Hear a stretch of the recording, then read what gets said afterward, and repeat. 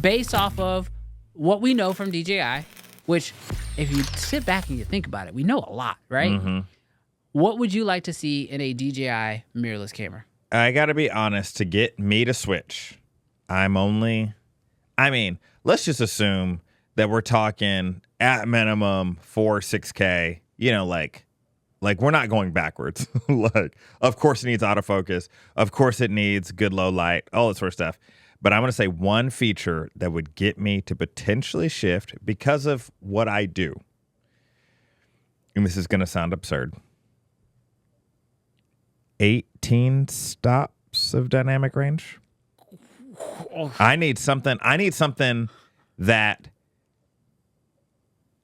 as I'm shooting interiors of real estate, I've got unbelievable images out of the window and good exposure on the inside.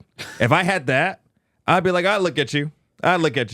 I'd invest in you. But that would be my real estate rig. I don't know that it would be. And honestly, if it had 18 stop, and maybe it doesn't need to be 18. 18 might be too much, but I need something. I need something that's blowing my mind. Like when I'm looking, like, I don't think 16 stops is enough.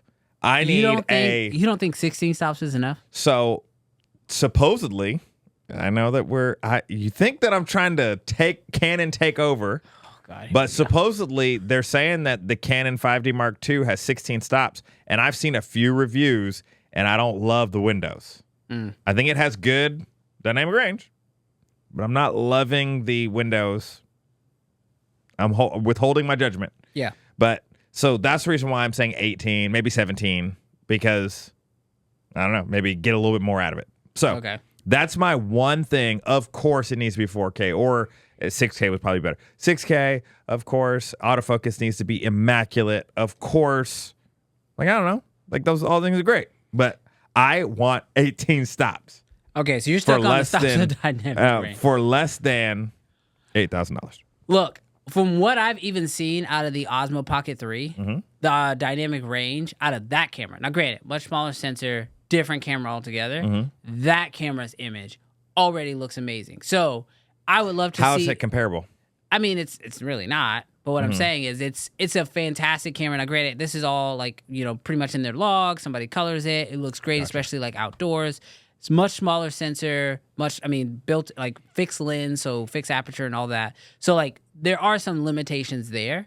But the image that I've seen DJI be able to produce out of their most smallest camera, and then obviously what we've seen out of the far end, lets me feel pretty confident that they're going to make a solid image sensor.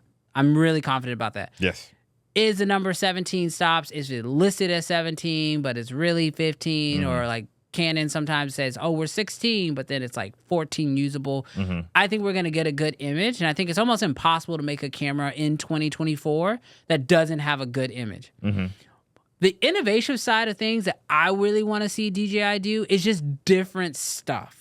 Like everybody's fighting right now for more dynamic range and faster readouts, right? But where I want to see DJI like disrupt the market is like, for example, with the Pocket 3, if you have the DJI mics, the ability to have that directly connect and like via Bluetooth, and now you don't need a receiver on top.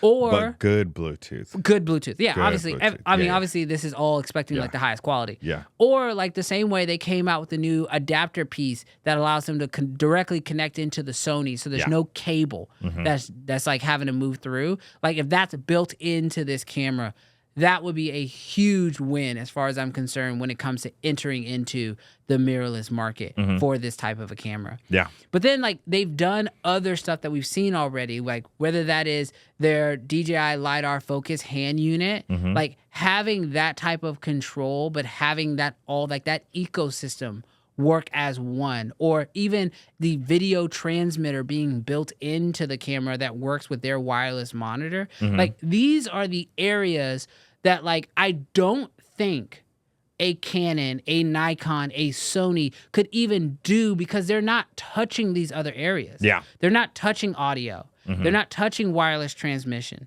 You know what I mean? They're not touching gimbals.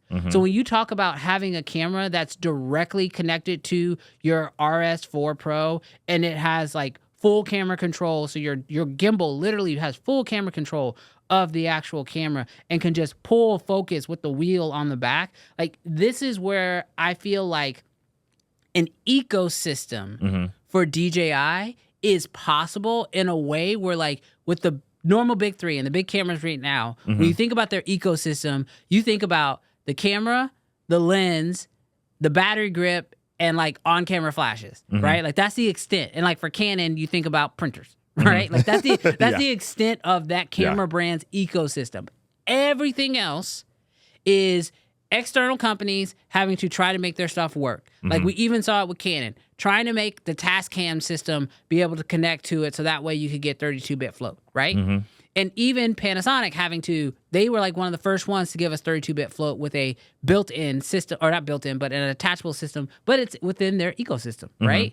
I am excited about DJI because I feel like we could actually see their ecosystem evolve into the accessories where everything just works. It's almost like the closest thing we get to like Apple, where you could buy a phone, an iPad, and a Mac, and everything just sort of works together. Yeah. Could you imagine buying a DJI camera where you know its ecosystem is going to work better with a LiDAR system? It's going to work better with a wireless transmission system. It's going to work better with the hand grip. It's going to work better with the gimbal. Like, I am more so excited with the ecosystem that DJI could create. So even if I'm one stop less of dynamic range than the average camera of today's time period, my workflow becomes so much easier because of the ecosystem, that to me, that's where they have a chance at knocking out somebody from the big three. I don't know who it's going to be. Yeah. But they have a chance at knocking someone out of the big three because most of us already own 3 or 4 items in the ecosystem already. If you tell me I could get your camera, it plugs in and everything I already own just got 10 times better. Yeah. Oh, that to me is worth switching. Somehow this turned into a Dear DJI. It kind of did, didn't it? It kind of did.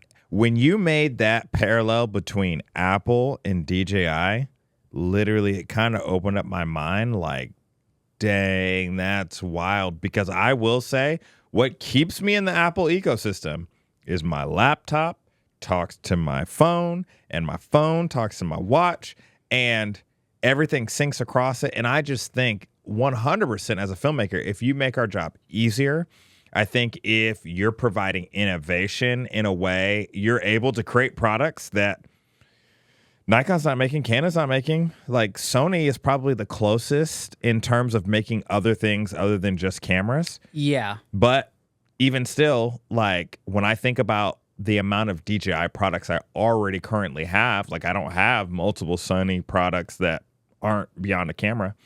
So I don't own any Sony cameras, but yeah. So I think that's actually good. I think that's really cool. You know where else I think they have a huge opportunity? The fact that they don't. Well, I guess they kind of do with the Inspire, but they don't focus on lenses because most of these companies have to protect their lens line. But DJI doesn't really sell lenses. They don't really make lenses, right? So if you could throw.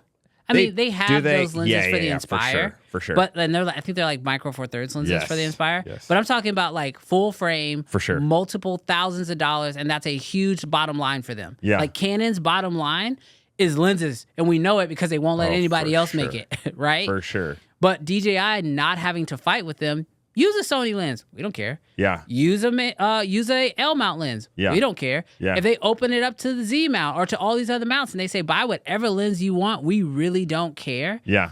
Now you start talking about people who are in these other ecosystems, the switch game becomes so easy. Yes. Yeah, especially if it's an interchangeable mount that you can maybe do. Yeah.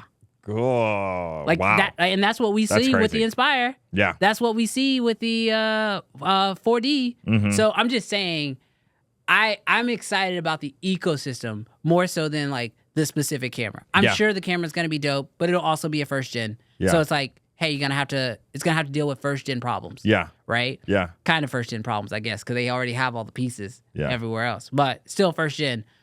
I think the ecosystem for DJI could be next level. And I don't know if the first camera is the one that gets the big switch. Yeah. But when that ecosystem starts flowing, I think you got a good chance there.